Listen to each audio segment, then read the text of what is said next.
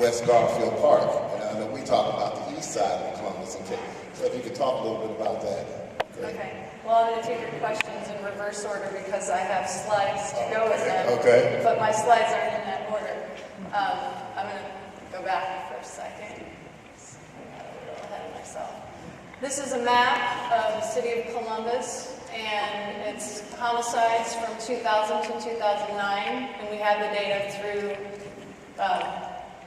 the end of October, but we haven't had time to do the mapping yet. And what you see in the box in area is the area that we've identified as the highest rates of shootings and killings in Columbus. And I'm going to show you a table in a minute that compares that target area, which is zip codes 05 and 06 in our city, to neighborhoods that currently have ceasefire around the country. And you'll see, and probably will be appalled and shocked that we are having more shootings and killings in our city than they're having in West Garfield Park right now. This is another table that you may not be able to see, but I'm going to give you some highlights. The overall gun violence rate across different neighborhoods in Columbus is obviously, from the map you see, it's not evenly distributed. This burden is not felt in every community in our city. But in the target areas, again, zip codes 05 and 06, 05 has the highest rate, and then this is consistent. I looked at the data all the way back from 2000 to up to date, and it's been the highest almost every single year in that stretch, and it's certainly the highest in the most recent time. And then 06 is the third highest in the city. But if you look at the very safest neighborhood in Columbus and the difference between the safest neighborhood and these neighborhoods, it's just mind-blowing.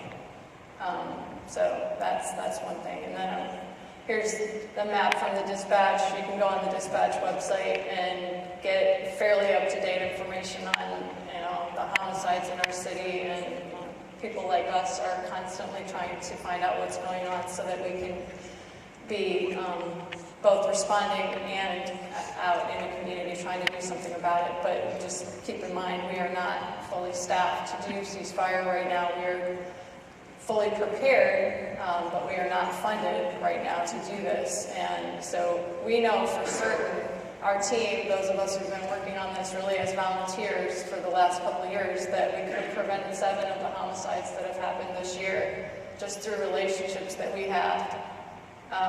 And the concentration again here is in that same target area. That intensity is much higher there than anywhere else. Although, we've had shootings all throughout the city. And this is the table that I'm talking about. In 2009, the target area, and this is combining 05 and 06, had 74 shootings and 20 homicides, gun homicides. 86 shootings in 2010, 18 homicides. West Garfield Park, the model site, had 46 homicides in 2009 and 46 shootings and 12 homicides. And so again, I'm just showing that. Another site that was recently funded in the federal opportunity is Baltimore Safe Streets Program, which is a ceasefire site. They had 9 shootings and 3 homicides. And so again, you're just seeing that we need this intervention, we need it in a serious way, and our problem in that particular targeted community is beyond acceptable, and we need to mobilize our resources to be stopping this problem. Crown Heights is another site that was funded in last year's federal opportunity, so another comparison point. But when all of the sites and potential sites got together in Chicago for a cluster meeting back in April, we shared our data on what shootings have happened, and that's where it really just hit me in the head, like, wow, I can't believe that we're above any of these cities. So it's just amazing.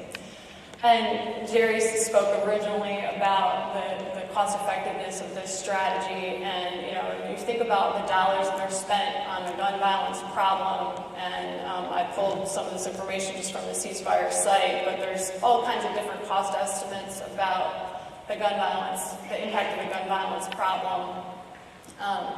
And we don't tend to think about this enough because we're paying for this problem one way or the other.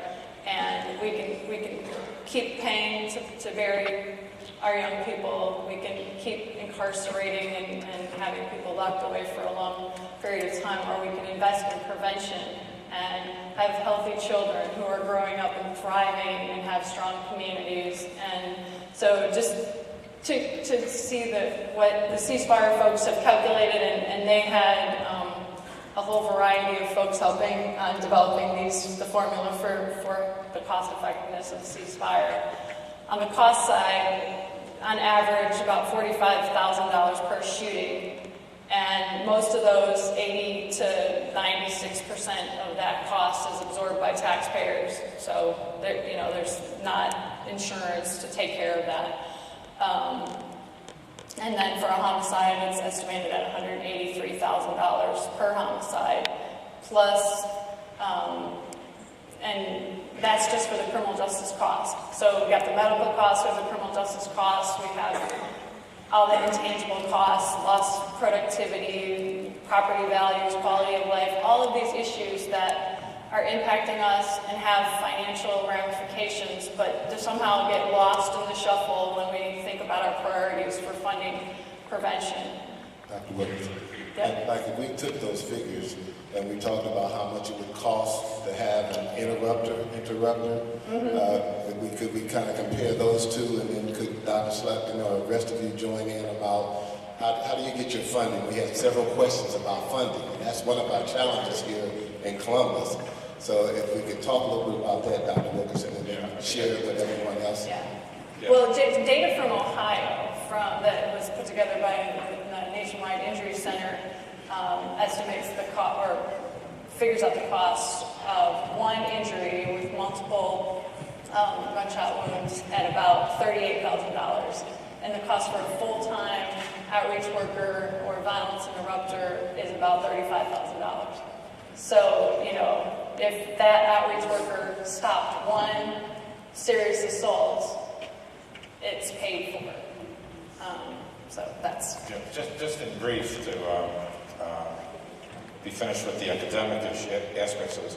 This problem is costing, I haven't done exact math on this, but this problem is definitely costing Columbus taxpayers in the hundreds of millions of dollars.